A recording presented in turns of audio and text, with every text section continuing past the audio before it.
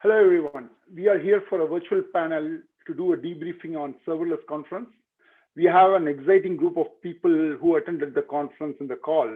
And I thought this will serve as a pretty good way to sort of talk about everything that happened in the conference and possibly get their feedback on where things are heading. I will let everyone introduce themselves quickly and also talk about one thing they brought home from the conference. And then we will sort of go from there. Who wants to start? Ben? Sure, I can start.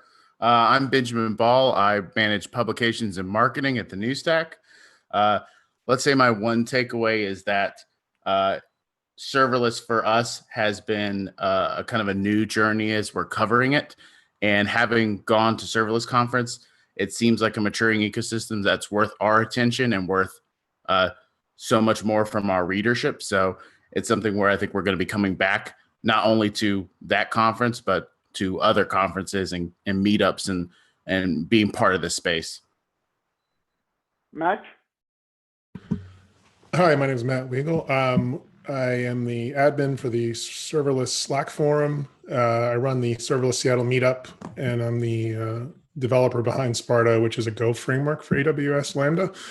And I think the biggest takeaway I came away with from the conference was the diversity of the attendees, vendors, customers, users, big and small, just a really wide array of people there and very interesting use cases. Erica? Hi, I'm Erica Windisch. I am the CTO founder of IOPipe.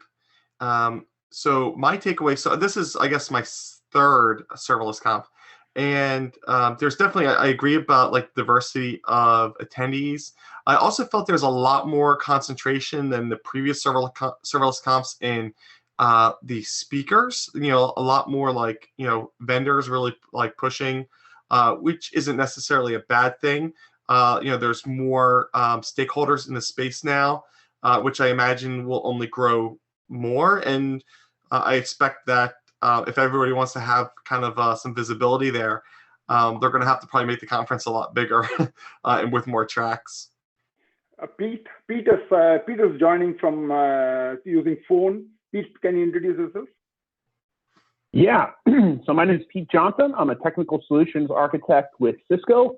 I was part of the Clicker acquisition about a year ago. So I've been in cloud platform or cloud management platforms for a while, but starting to spend a lot of time on serverless here myself. My biggest takeaway is, man, you don't want to use the term no-ops around charity majors or you risk being bludgeoned by a Rainbow Dash doll there. She was pretty serious about that stuff. I'm kind of happy to see that term start to fade out because I think those of us that have spent some time with serverless would agree with her that there's absolutely still a lot of ops there, and the stuff that Erica and friends there at IOPipe are doing are a big part of that.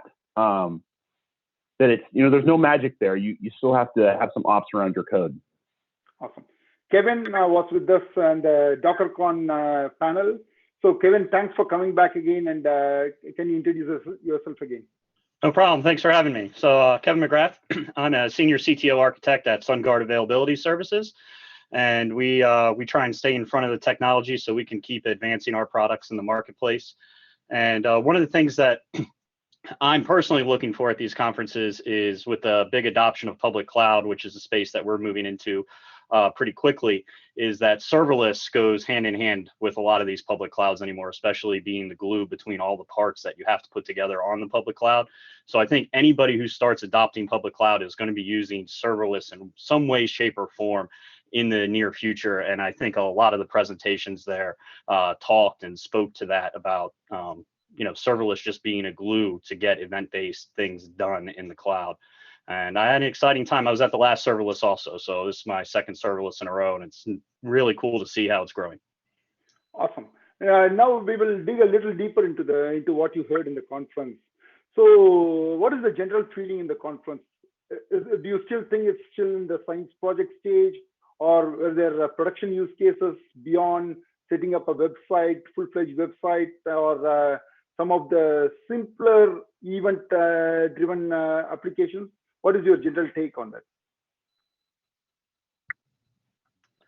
Well, I thought this is Pete. So I thought that the Capital One talk was a pretty important one, kind of in the life cycle of the technology, right? Because they're using serverless to get around an old problem that they have of wanting to get those credit card transactions out into read-only mode to a whole bunch of customers pretty quickly, but they have these big legacy systems that kind of get in their way with some of that. So they want to be able to serve all kinds of front end, not just web front end, but mobile front end as well. And I thought the story that they had there with how they're doing data handling on the back end with serverless was a pretty important one, and kind of goes beyond just the kind of simple single page web application.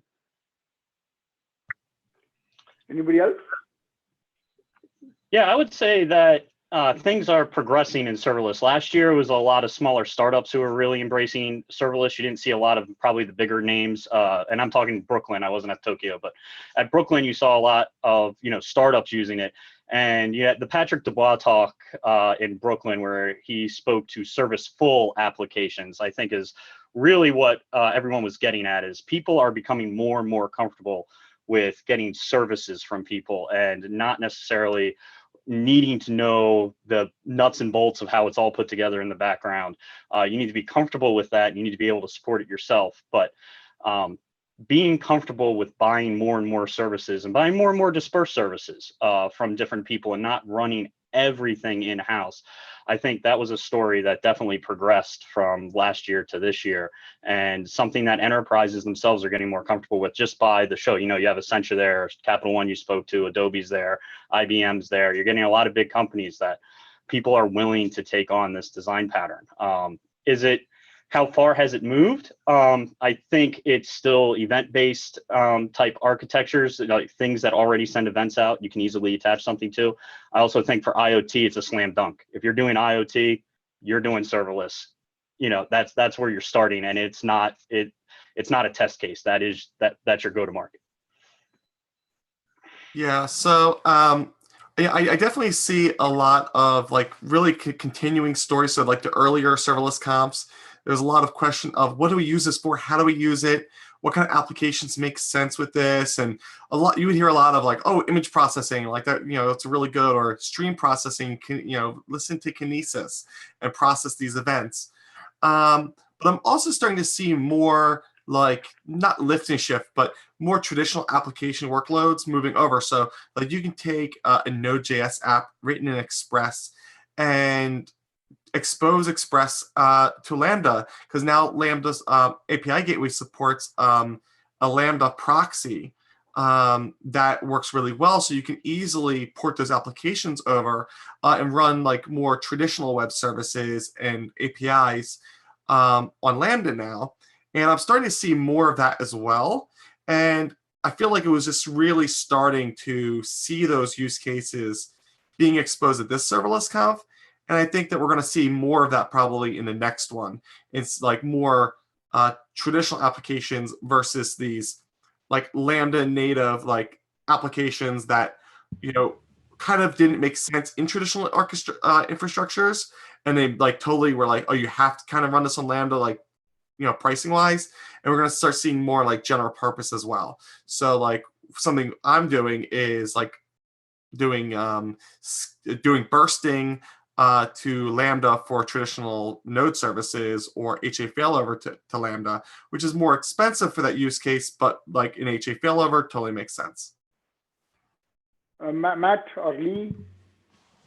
Yeah, I think I unfortunately could not make the first serverless conference. This was my first experience, and I would say it's gone from what I see from attending this one. There's a lot more interesting use cases and cross-pollination. So, talking to people maybe in the tent, you'd hear, well, we want to see how we can complement our lift and shift with Lambda and how we might be able to accelerate our transformation. Where does that make sense? There's a lot more partnership at the vendor space, as Kevin said, Adobe and OpenWhisk, you see that partnership.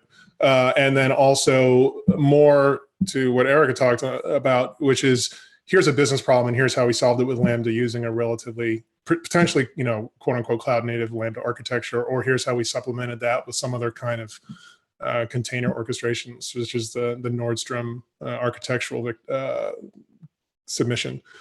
Just a lot more sort of here's how we're using it to address business needs, and here's where the opportunities are, and a little bit less of the kind of the no ops, unicorn magic bullet, how does it even work kind of conversations. A lot more focus on the here's how we can use this to move to the cloud quicker. So most of the conversation is around what business need it's solving than like getting rid of the ops and or sort of like or anything from the IT side. Like what I'm trying to understand is, are people trying to embrace serverless from the need to solve a specific business case, or they are embracing serverless because it sort of reduces their IT spend and probably makes them a little more agile from the IT point of view? I think, go ahead. Yeah, maybe. Yeah. And actually, so Christian, apologies for joining late. I'm actually out at DevOps Days Austin, and so sitting here overlooking the large UT football field. Got caught up in the hallway track on my way over, but will say that to the extent that the answer there is both. I think it's a personal belief of mine that much of this infrastructure world is a big fat and, not necessarily an or. And I think we heard that from a number of the speakers that were on stage, even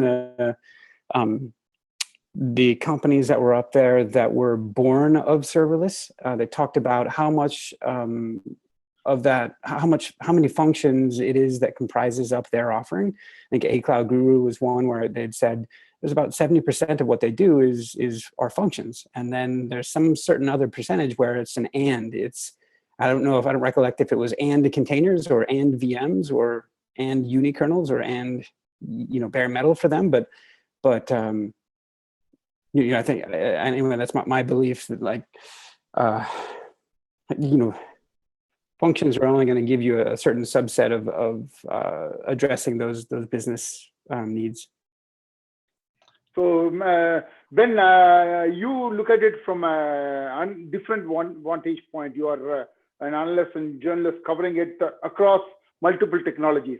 So I would like to get your take on what you see, what is your general feeling, and do you see that it has gone beyond all those kids talking about some new technology to, hey, I can really get something done. If I'm a serious enterprise, I can really get something done. What is your take on it? So I was going to expand a little bit, or rather echo what Kevin had said. This was my first serverless conference. It was my first really serverless event at all, and maybe the first for the new stack in general, although Lee does often sometimes represent the new stack, and this may not be his first rodeo. But the feeling I got was that people were comfortable, as Kevin said, and rather people weren't talking about it as something that they didn't quite understand or weren't able to fully communicate yet. People were willing to talk about how customers are using their technology, how customers are using Lambda, which to me is kind of an early sign of maturity. The conference as a whole felt much more mature, I guess, than I was actually expecting. And maybe this looks bad on me, but I was actually very impressed, and it felt like people were advocating for results rather than theoretical potential results. To me, that was a surprise. It showed, I think, the community is a little farther. However, I do have a bit of a narrow perspective as I'm talking to often speakers or people representing their company's product. So I will definitely give some leeway to maybe the feeling I got was mature because I saw a representative slice of it. But I would say that I was impressed and actually pretty happy with what I saw, because it's something where we're using this as a way to engage how we feel about this community and how invested we'll be going forward. Sounds good. Okay, so which vendor framework has most acceptance among the community based on the talks you heard in the conference as well as your hallway conversation? Is it AWS Lambda alone, or is it either other offerings from Google or Microsoft, or is it about the frameworks like serverless or something else? Like, what is your take on which framework is getting maximum acceptance among the community? Yeah, so I'd like to take this if I can. So, at IOPipe, we've spoken to a lot of users directly, interviewing them, and then of course our own users. Serverless framework has a lot of interest in the community, has a lot of visibility. On the other hand, most of the early adopters who are heavy into Lambda are still rolling their own, using in-house tools or using smaller third-party tools outside of the serverless framework. So most of the users that we have spoken to are still actually not using the serverless framework. But that said, I also believe there is a trend towards using it. We ourselves at IOPipe were using Apex initially and have moved over to the serverless framework for various reasons for our own tools and development. And sorry. Okay. And so I do. I think that's basically where we're at. Is that like it's still kind of early, and because there's so many early adopters still, right? That it's hard to say like how many of them are going to stay with those tools. And I think a lot of times you have early adopters who build their own tools and do their own thing, and then as the ecosystem develops, they start adopting the products that the ecosystem provides. Yeah. I'll resonate with Erica said that. I expect there will be many more tools forthcoming in the space, particularly to the extent of what I'd said before holds true about an and that you need management, monitoring, and other pieces, other tooling to tie some of those ands together for you. I was encouraged that at the mention of the number of folks that were using a framework like the serverless framework. I think that to me just gives hope to the notion that there's a space for those tools, that users believe in that space. They believe in the need for both some additional tooling that the cloud providers aren't providing, and also B, believe in part of the value proposition that separate tooling promises around being maybe multi-cloud or keeping them from being less locked in. So I'd spoken to a couple of folks who were on stage about their degrees of comfort of being locked in. I know Kevin has a perspective here, but they had said that was one of the things that attracted them to a framework like the serverless framework. So I guess I'll jump in. My favorite, you always get to lock in whenever you get anywhere, and lock-in is, what is your comfort level of lock-in? Because you are going to have to come to an acceptance level at some point in time that you are going to code towards X, and you can't always obfuscate everything out. And I'm a firm belief that we move forward so fast in technology that you're never going to have something that's just going to seamlessly move from one place to another forever. You're always going to get to a point where a technology gets old and you move to something new. That's the way we work. That's why we're talking about containers last week and serverless this week. They're already two paradigm shifts. They're not just going to make everything else go away. You're always going to keep moving and inventing. So you need to get to a spot where you're happy with the technology and the stack that you have, and then use that to its fullest, exploit it. Right? I mean, these providers are giving you this service so you can fully exploit them. If you don't exploit them, then you're not getting your value out of it at the end of the day. And Florian had a really good talk, and I talked to Florian, who is the ex-CTO of Serverless, and we had about a 3-hour conversation the day before Serverless started.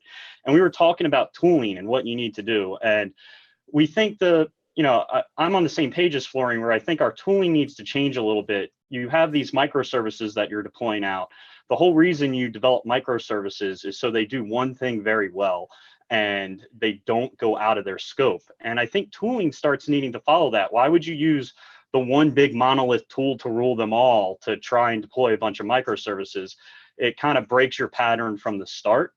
I think serverless is a good framework to get started. I don't think we've written the book on where that goes yet.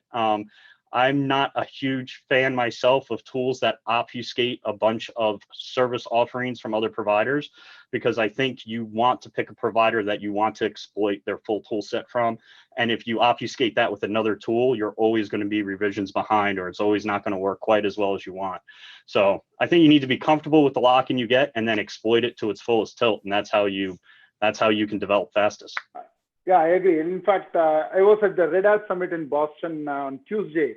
I was listening to a talk by a guy from Barclays Bank. So he was talking about them getting comfortable with the AWS Lambda, and one of the question was aren't you worried about lock-in? He said, no, the value we get out of the tool like Lambda is orders of magnitude more than the lock-in cost. And as Kevin pointed out, the thing is, the technology is evolving fast. So you move from the logged-in Lambda to something better, and so it becomes immaterial.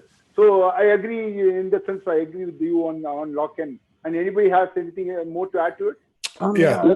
Well, yeah, I do too. Krish, I might have a little bit of a unique perspective on this one, since I spent 3 years at a startup whose fundamental goal was to take applications written in either the pets or cattle era and move them around among different public cloud providers. I think there's potential here for a little bit different definition of lock-in, or maybe even turning lock-in on its head, sort of following this theme that has emerged in this conversation a little bit. Because the components are so loosely coupled now, there's potential, and I'm not saying this is absolutely going to happen, but there's potential here now for, maybe I have a mobile app and I record some audio in my mobile app, and I like AWS Poly to do my text to speech, but I like IBM Watson sentiment analysis better than I did before. And maybe I like something else over in Azure. There's potential here, because of how loosely coupled the functions are now, to not have to choose one. That you could potentially choose the backend service that suits your need best, and as long as you can tie it all together, through an API to whatever your front end is, it kind of doesn't matter where that stuff runs. That's so a good. I agree with you. Just I'll stop you for a moment there. I fully agree with that point. Because it's loosely coupled, you could use best of breed services from wherever it is. But there is some economics involved in it too, right? It's not Sure. so the economics could be very expensive when you sort of talk across services. So do you think the people will still go with best of breed in that case? Well, it's not something that's come up before, right? You kind of had to choose one vendor for these things, and the loosely coupledness is gotten to a point where now maybe we don't have to choose. And that's where some of these third-party tools, like what we're seeing with serverless, or like what we're seeing with IOpipe, that you're going to need these things that can reach across them, so that even for your single multi-vendor application, you can have one view of the world. I agree. Yeah. So I like to add here. So I agree, having these multi-platform, multi-cloud tools are useful. And the functions themselves, the serverless functions as a service, is more portable. So it's not that hard to make a function definition that you can ship these functions to multiple places. Just even on a simple side, you can take a Node.js Express app, import that and run that on Elastic Beanstalk or in Docker, or you can run it on Amazon Lambda, and you can easily adapt it to run on Azure Functions and Google Cloud Functions with just a little wrapper script, right? Another .js file. But the challenge is, right, these other services that you talk to and maintain state, right? So the code can run anywhere. It can run on IoT devices or mobile devices, but the you want there to be kind of a data gravity for these lambdas, right? You want these lambdas to live closest to the data they're manipulating and where their state lives. And that is where your lock-in occurs. So I agree. Data gravity is definitely an issue. But what about for a simple application, probably rewriting it or using a wrapper, it will work. What about a really complex, mature application? They're the lock-in due to how these services talk to the APIs. It's going to be big compared to a simpler application you're talking about. Yeah. So, I mean, like you're talking about the ability to like talk to a different application. I mean, changing your code so that it talks to AWS recognition versus, Cloud Vision, for instance, not that hard. The thing that we No, started. I'm going beyond that. I'm Yeah. looking at the huge enterprise application composed of smaller functions. So it's a really complex mess. Right. So that's the application I want to move to, probably Amazon to Google or to something else. That's going to be involve a bigger cost, right? Well, yeah. I mean, again, I think it comes down mostly to the services that you're integrating with. Like the move the functions may not be a big issue. I mean, I think it is kind of right now. I think that we can get to a point. There's some things in the pipeline from a couple of the players in this space that are looking to make it easier to lift and shift your applications from one cloud to another in terms of the code. But like in terms of making, let's say your Node.js functions run on one cloud and the other cloud. But the services they talk to, right? It's like you're going to move all your stuff over to Google, but now everything's talking to AWS recognition, and that's where all your state is. Or you're talking to DynamoDB, and you can talk across clouds, but it's slow and it's expensive. And then like shifting that over to talk to things like BigQuery and whatever instead of like the Amazon services like Athena. That's where you're going to have that really heavy lift, right? Because the switch from Athena to BigQuery or vice versa, not really the easiest thing. Yeah, somebody else started talking. Yeah, I was going to follow up with that. So you have the data gravity issue, and there could be economic costs for moving across clouds. And you have the ecosystem vendor lock-in, right? So you have this composition of services within a vendor, and you're tied to their guarantees, their security model, their APIs. Those things I completely agree. You can kind of abstract those away. At a certain scale, your complexity is about your kind of these interconnections between all these services. Now, it might make sense that you can use best of breed services across clouds if that's economically feasible.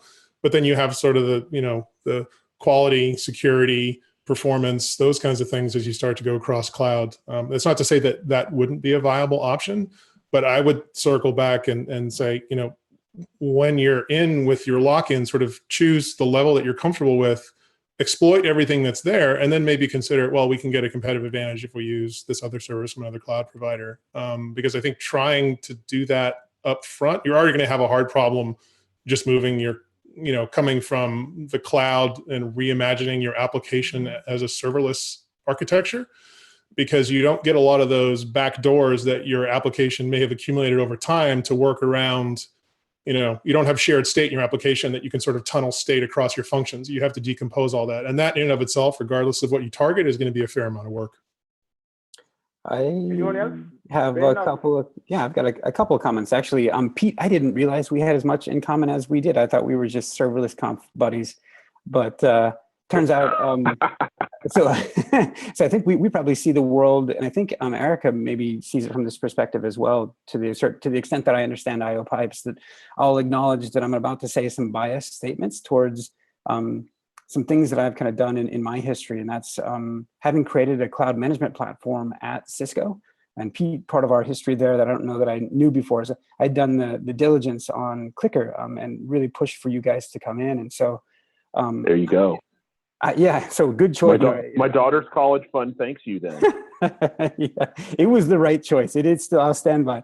But the reason I mention that is to just say that I inherently believe in the value of management tooling, of other frameworks. And I think the way in which we're kind of considering, we're sort of weighing the value of those right now is, hey, is it worth it enough to help prevent you? We're really measuring it from a lock-in perspective. And is it worth the effort to potentially dumb down and get the lowest common denominator across clouds so that you can, be ready for a world wherein you'd like to broker your functions across them, and like, hey, these are some advanced use cases, and like, geez, it's just hard enough kind of getting started in the first place. And so, but I think what we might also be missing is this notion of the rest of what a management framework can bring in. And that's really, it probably goes back to, and I'm gonna do it again, goes back to the world as sort of an and people are already using Jira or GitHub or things that aren't necessarily other managed services from the cloud provider. And gosh, wouldn't they want for functions to live within inside that world as well? I think we've already acknowledged that functions there's certain use cases where maybe it's a batch job or it's an image resizing, if I can use that canonical example, that can live and run into their own. But generally, you're going to want to interweave functions with other things that you're doing. And I don't know, and unless you're just like all in on the cloud, on that particular provider anyway, and you're using all of their other managed services, then I think there is a class of user, or I know that there's a class of user that does that is comfortable with, we are, name your cloud provider here, customer, and that's we were born on that, and that's where we're going to be, and we're just going to use their services.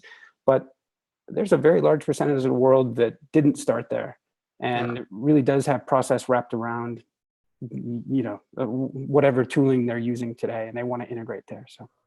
So I think, Lee, I'm sorry. There's like, you touched on some really great points there where you're talking about like things like Jira and like Trello, wherever that you might integrate with, where you can run functions. And that's really interesting because I do see some growth in that space where we're going to start seeing like functions on the web more.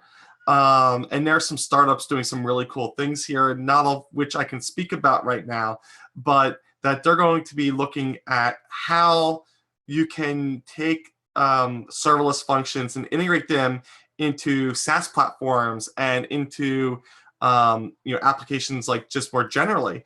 So IO Pipe allows us, for instance, to like when you have alerts from your Lambda functions, it can actually evoke other Lambda functions. We're pretty serverless native, so that makes sense for us. But we're actually looking at, we're seeing some use cases appearing now where users are putting like function editing code boxes into their websites, and then you can like write the code, almost like a plugin or event hooks, right? Fully integrate into the SaaS platforms. And we're going to start seeing like serverless start to like dig into these SaaS products that are not the Amazon products or the Google products. And I think there's a really interesting future there too that we haven't really begun to explore yet. That's true. I agree. In fact, today I generally tweeted about who is going to win, whether someone who approaches serverless from bottoms up from the infrastructure, or someone who has a spectrum of products, like from infrastructure all the way to SaaS applications, SaaS and other things. I fully agree with you on that. Like, that's going to be an interesting thing we need to wait and watch. So this also brings me to the question on what other tooling do you expect to see before the next serverless conference? Because Lee talked about management, serverless and management thing is there. Then there will be some monitoring related things. Then serverless is going to bring in a governance headache, so there will be governance related tools. So what are the other tools you expect to come up before the next serverless conference? Well, I want a tool that I can point at my Lambda account and it will like draw me a diagram that shows me what functions interact with what functions. Like right now, you kind of have to know that, like tribal knowledge, even if you're using serverless framework and you've got it all defined in your serverless.yaml file, you still kind of have to know how those are all interacting with one another. So along the management more or line, less like a social graph for functions. Yes, exactly. Okay. Social graph for functions is a much more articulate way to put it than I was trying to. Yes. Okay. That's interesting. Okay. Anybody else? Well, I'll comment on, so it becomes unwieldy. The thing that in my mind, and maybe I'm not as educated here as I should be, but in my mind, like AWS's step functions, or actually much more so Azure's logic apps, like the visual workflow design that happens in there.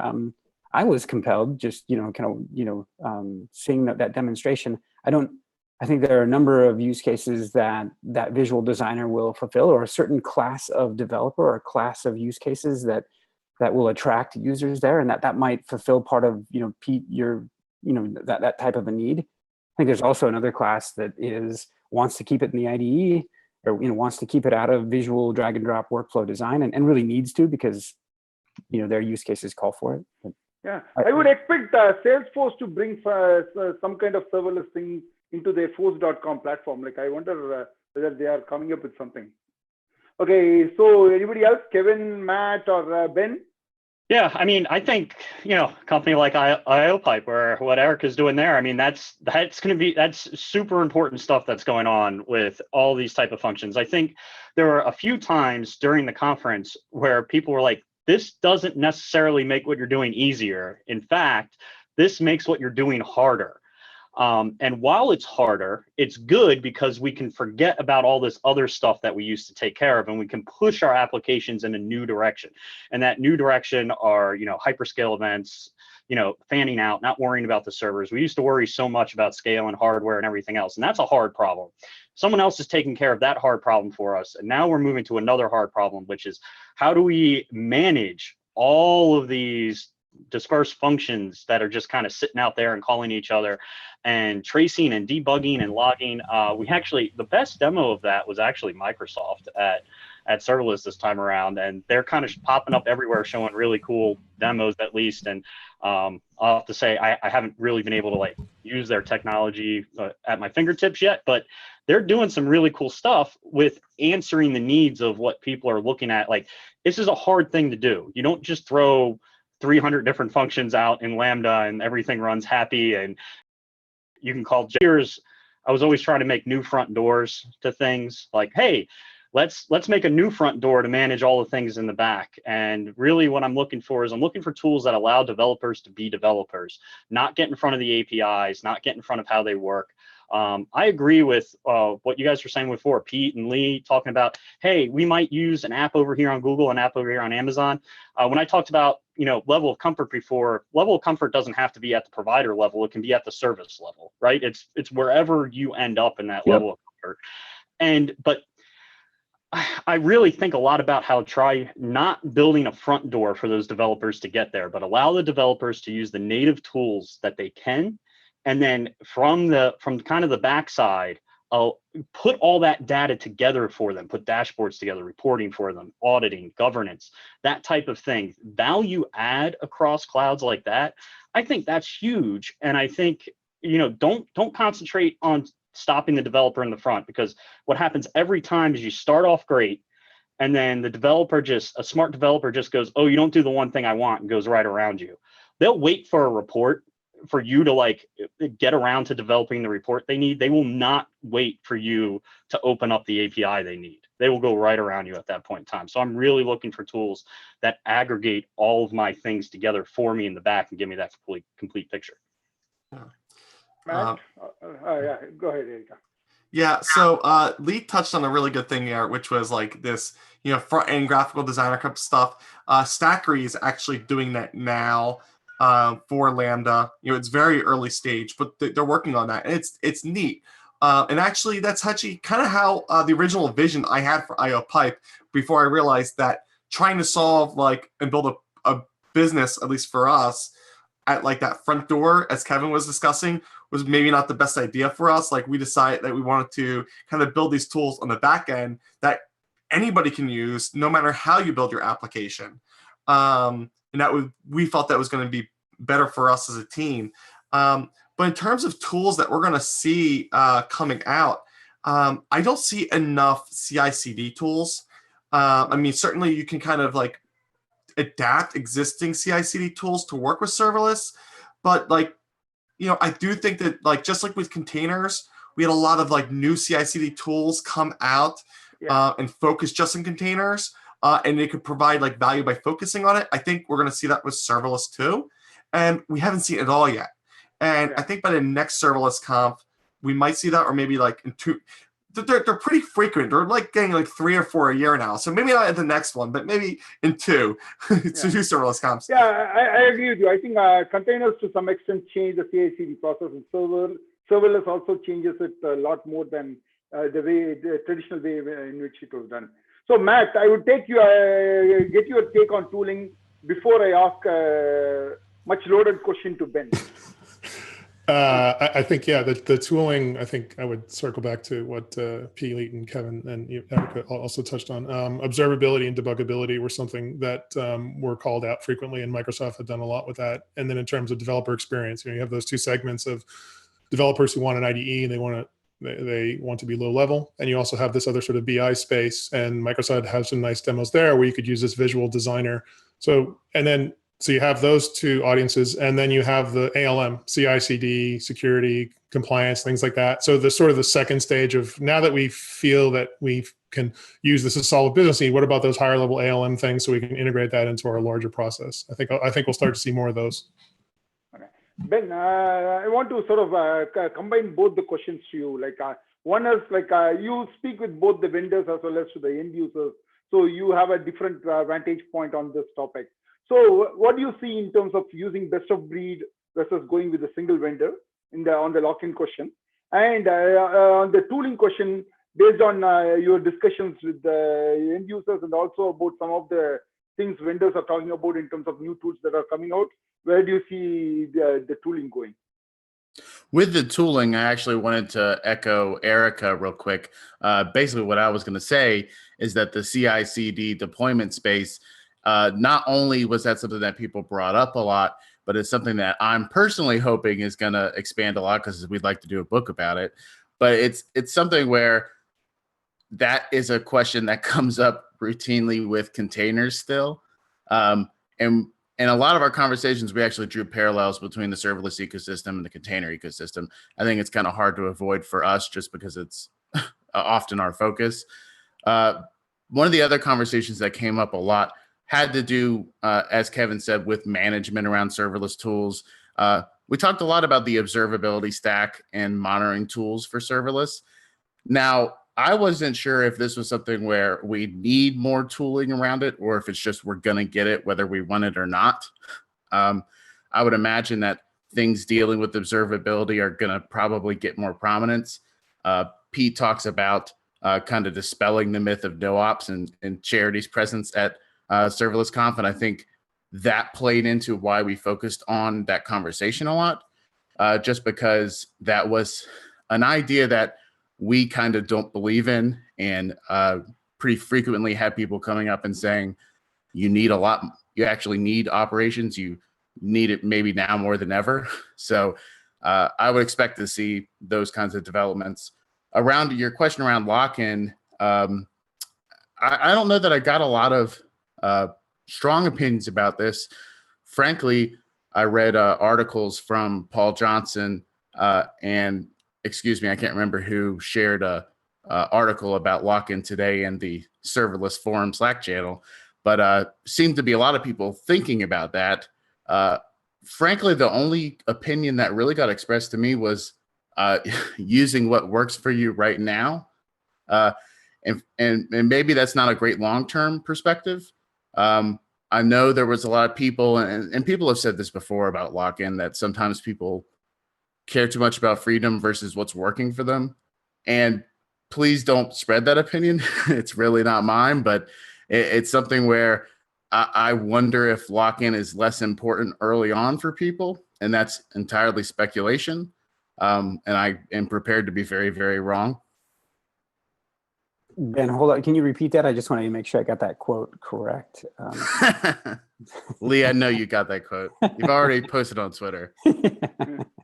So before we go to the next question, one quick question to everybody is, do you see large-scale enterprise presence in this conference? So again, this is again going back to the first question about whether it's still a science project, but do you see in terms of attendee list, do you see large-scale enterprise presence? I know Kevin was there and a few others were there, but what is the general impression about it? Yeah, there were a few users there. I think somebody else mentioned, Adobe a bit earlier. They certainly stand out. Yeah, Adobe and all these people are like, they are the leading edge companies, right? Like when I say enterprise, I really think of like the laggards in Cloud Opinion's term, like did you see many laggards out there? Of course, then the term becomes useless, but yeah.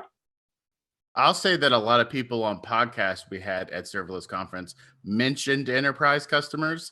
In fact, this was something that shocked me a little bit, was how easy it was for several people to commit to saying they had large enterprise customers that they're currently working with.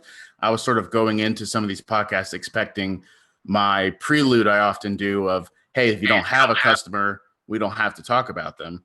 But no, the reality, at least the reality that was given to me, was that there were quite a few enterprise customers and quite a few people, at least working with these vendors. Now, I didn't really get any names, as I would expect not to get any names. And frankly, I didn't really hear or talk to anyone at the conference, but the impression I got was that these people were out there.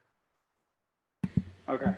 So anybody else has a take on that? Yeah, well, I think part of that might be, I'm sorry, go ahead, Kevin. No, you, all right. I was gonna, from an enterprise perspective, I mean, there's other people like me out there who are kind of in like the, the CTO or the leading technology space in their organizations. They're definitely there figuring it out. To go back to an answer I had before, I think people who are adopting public cloud are going to be, they're adopting serverless, whether they kind of know it or not. It's going to happen. In Google, you're going to use Google Cloud Functions. In Amazon, you're going to use Lambda. I mean, that's how you're going to put things together, and that's going to be the foot in the door. Do we see IT departments showing up? Do we see, like the biggest bill on a traditional enterprise, your biggest cost center showing up yet? No, not yet. You see a lot of, greenfield projects. You see if an enterprise has an IoT or they have a mobile app or they have something like that, then those groups are definitely, they're at least listening or attending these type of conferences. But I don't think you see the big cost centers of the enterprise showing up yet. But that's not to say they won't. I think they will be, because I think as more enterprises adopt public cloud, you're going to be doing some level of serverless no matter what. So you're going to be jumping in sometime in the next 2 years. Okay, that sort of brings me to a question. You spoke about this earlier, so you talked about it again. You said as enterprises adopt public clouds, they will use serverless more. So are you saying that serverless, as in functions as a service, let's take serverless, the term out for a moment. Are you saying that functions as a service is suitable only for public clouds, or do you expect offerings come up like OpenWhisk, for example, that can be deployed on-premise? And does it make sense to have a serverless offering on-premise other than giving a much seamless developer experience? So any take on that? There's a lot there. I'll answer one real quick so other people can go. But I think the public cloud question is, I don't think you'll have a choice. If you want to do anything more than lift and shift to the cloud, which I don't think that's not a good long-term strategy for anything. You don't lifting your on-prem stuff and just putting it in Amazon or Google or Azure is not going to save you money long-term. It's also not going to just magically make your old applications great again. I think if you do that to start, and as you adopt public cloud, you're going to have to implement serverless somewhere in what you do to adopt that cloud or do the things you want in cloud. Serverless is going to be a part of that. It's just going to be the way it is. So I'll stop there, let other people go. So who wants to take this question? Yeah, I'll go on this one. Being the guy on the phone who works for a hardware vendor, to me, there's two fundamental benefits of serverless. One of them is, we talked about this loose coupling and sort of the smaller form factor of the functions, and what that equates to is more at bat for your dev team, right? It's instead of one big monolithic thing that we had back in the pets era and we went to cattle era, you could create and destroy VMs at will, and then but you can do that with microservices too, right? Like without embracing. Yeah, but you can do right. But it's Riemann sum, right? It's as you shrink the width of the rectangle and you get smaller and smaller pieces, you can iterate faster and faster on each of the individual pieces. So I think that's a big part of what the benefits you get out of serverless is the fact that you're getting those smaller and smaller rectangles. And Mike Roberts talked about that during Serverless Conf, right? He put up the slide that said, let me find it real quick. If you're using serverless for cost savings, you're missing the big trick. And the big trick is you're missing out on getting the more at bats. So to your question, of the two benefits that you get because serverless scales down so well, and because all the public offers give you basically 1 million transactions a month for free, it scales down to the small end very, very nicely from a cost perspective. And it gives you this ability to get more at bats. If you try to do it on-prem, you're only going to get the benefit of the of the at-bats. You're not going to get the same benefit of the cost because the on-prem doesn't scale down quite to the same degree that the public cloud does. Now, it may be that, the big benefits you get out of the more at-bats and being able to sort out your good ideas from the bad ones, maybe that's enough to justify doing it on premise. I think it's too early for us to know that, but just sort of looking at it philosophically, that's where I think the competing factors are. Well, this is maybe more anecdotal, but I just had my calendar reminder pop up, and again, I'm at DevOps Days Austin. The next talk is building a self-hosted serverless system. There you go. So, but more to answer your question, yes, I believe that there is. I think particularly if you expand the definition of serverless beyond just kind of I think maybe we were having a very functions-oriented talk. If you incorporate serverless to include things like that were demoed on main stage at DockerCon a couple of weeks ago, the FAS solution that was presented by a co-captain of mine. It was about running kind of like OpenWhisk. It was about running containers as functions as the way to get there. And so whether it's containers or maybe unikernels, there other forms that on-premises functions or serverless take on. I think those are attractive to people. In some respects, it allows people to lift and shift into an on-prem function, whereas that wouldn't be using a container, or whereas that wouldn't be the case on a public cloud. Okay, Matt, Ben, or Erica? Yeah, so I think the biggest on-prem serverless is going to be Greengrass, right? So like these, Lambda on IoT, Lambda on the Amazon Snowball, Amazon on the Snowmobile, Lambda, even on Lambda on Edge on CloudFront, right? These are like these non-core Lambda. These are the Lambda closer to your location, Lambda in your data center, Lambda in your device in your hand, right? I actually have, it's empty, but I have, right here. Yeah, right. This is a Lambda device, technically, right? And so you can get Lambda all over. And I know that's like not what we normally think of when we think of like on-premise computing, but in a way it might be the future of it as well. Yeah, I agree with that. Yeah. Cool. Matt or Ben? No, I agree with the sentiments that were expressed. I think there's a lot of compelling use cases for serverless, both in the cloud, on-prem, and embedded, because it helps really refine and make it easier for you to get your business logic out quicker and to minimize the service area of that. And I think in all those areas, it has a lot of advantages. Yeah. I sort of want to echo too here. I don't have a lot of original comment here, but the on-premise is something that I think is going to be important. It's something that I've had stated to me in a, hey, you should know this is going to be important kind of way. Lawrence Hecht, who's a researcher for the New Stack, has brought this up on multiple occasions. So it's something where I'd like to see where that's going. I'd like to understand it better. But I agree, and it sounds like there's quite a bit of consensus that this is something that is going to be necessary. Can I ask a question based on that? For on-prem, and this is something I've been thinking about, so I don't have the answer to this either, but for on-prem implementations, how big do you think the organization needs to be for you to adopt something like a serverless on-prem? Because it kind of cuts itself off at a path, right? Like the whole reason I'm adopting serverless is so I don't have to manage. I realize they're servers at the end of the day, but I don't have to manage the servers and the workload, and it's on a big enough cloud that it scales up and it scales down. To really get that on-prem and get that same feeling, you almost need an org that's going to run your serverless platform for the rest of the organization, maintain all that hardware, make sure it scales up and down. So, I mean, is this small to medium enterprise, large enterprises only, like huge enterprises? Are we talking Fortune 10, Fortune 500, Fortune 2000?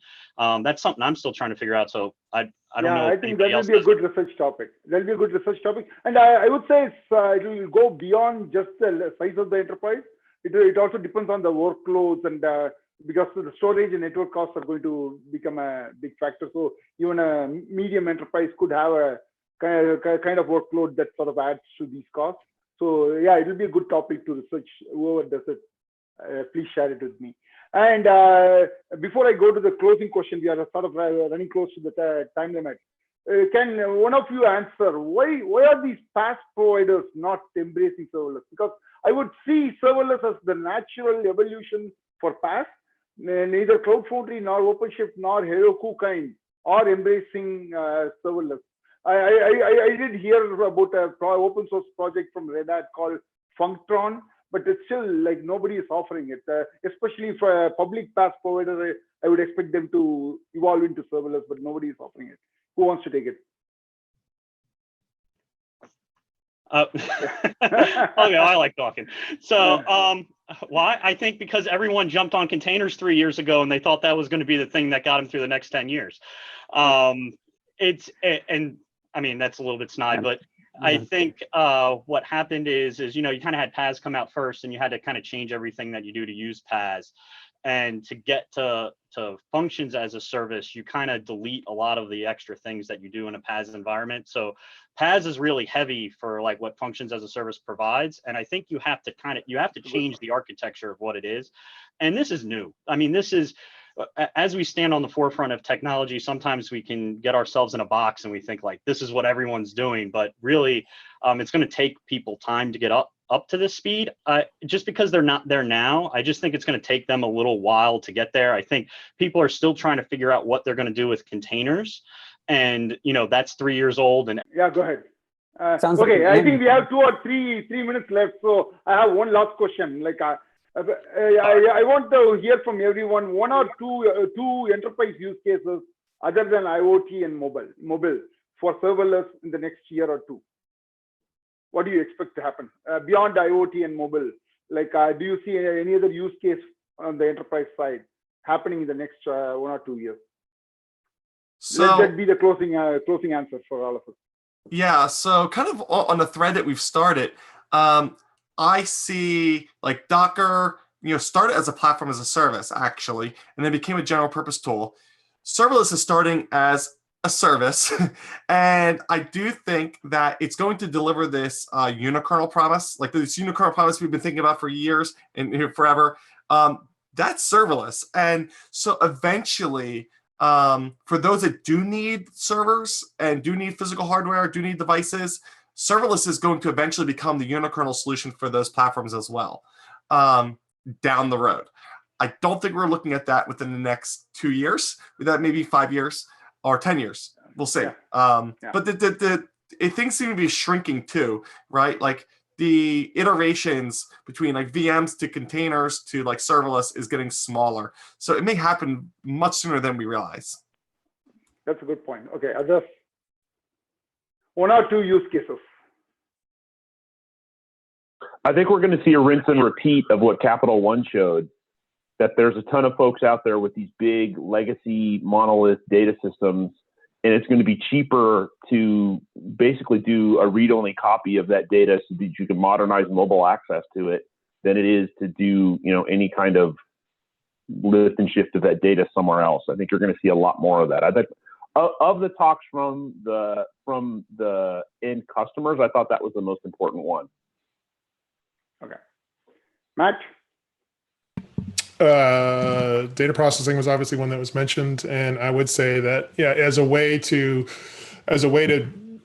a forcing function to modularize your legacy application, serverless is a low barrier to entry and helps you get to the cloud. I think we're gonna see that for applications that are trying to migrate to the cloud. Ben? I'm not sure I have a good answer for you. I'm looking through notes to think about it. I actually think the data streaming use case that was just given is actually probably high up on my mind, because I think, Krish, as we've already talked about it, that's one of the use cases that we're focusing on. But you've put in a sort of tricky bind here when you remove IoT and mobile, I think partly because the focus has been so often there. So I'm curious to see if anyone else has a better answer besides data streaming, which I thought was a really good one. Yeah. Lee or Kevin? Yeah, the data I wouldn't be surprised if there weren't some folks that are doing big data like things, batch and job type things that that they aren't attracted to this alternative way of running those same jobs. Yeah. Okay, Kevin, do you have anything? Yeah, I mean, I'll sound a little bit of like a broken record here, but I'll really echo what Matt and Lee were saying, is that this is gonna help you get to cloud, right? For enterprises, we have to realize the adoption of enterprises in public cloud. We see this big billion-dollar market. It's the tip of the iceberg. It really is. There's so many more people moving in. And serverless, or functions as a service, I should say, will be first. The next, as you see cloud adoption go up, you're going to see functions as a service, things that you used to write and run out of cron or be on an EC2 instance or quick scripts that did something. Those are going to be functions as a service, and those are going to be your cloud functions. And they're not necessarily going to be part of a larger, completely serverless application to start. And I think Lee's onto a great point too. Big data. People are looking to replace big Hadoop clusters and MapReduce problems and big analytics tools like that. So enterprises that have big data lakes, I think that'll be the next logical step outside of IoT and mobile to really see functions as a service and serverless really kick off. And then outside of that, it's going to be the glue. Like I said, when you go to public cloud, it's going to be the glue that puts your services together. Anything that you need to kind of rig together when you get up there to the cloud, it's going to be functions as a service. I don't think we'll see enterprises really start embracing full end-to-end serverless applications in mass for probably a few years or more. But I'll toss this in. Predictions are made to go wrong. So. And I'll toss this in real quick. It's just that, some there may be some that are looking that may use functions as an alternative way to break down their monolith as well. That and those use cases are broad and varied. Yeah, you sort of chip away through the end sides and do it. Okay, yeah, I agree. Yeah, I like awesome. that. Yeah, that was a great session. Yeah, awesome. This was a fabulous conversation, though we went over it by 2 minutes. It was a great conversation, and I hope to bring the same crew next year after the next Serverless Conference and do a redo of this conversation. This is fantastic. Thanks, folks, and we will get into another conversation.